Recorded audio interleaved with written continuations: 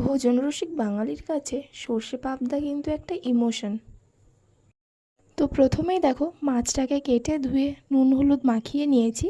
এবার একটা ফ্রাই প্যানে তেল গরম হতে দিয়ে একে একে মাছটাকে দিয়ে দিলাম ভাজা হওয়ার জন্য।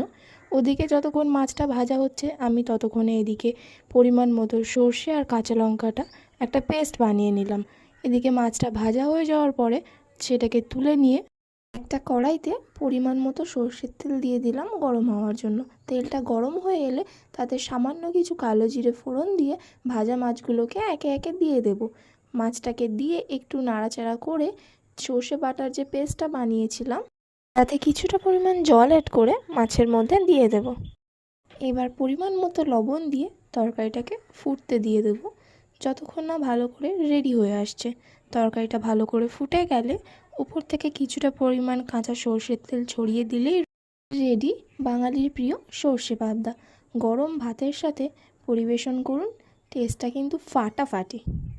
রেসিপিটি যদি ভালো লেগে থাকে অবশ্যই লাইক কমেন্ট শেয়ার করতে ভুলবেন না এবং এরকম আরও মজাদার রেসিপি পেতে চ্যানেলটি সাবস্ক্রাইব করে বেল আইকন প্রেস করে রাখুন।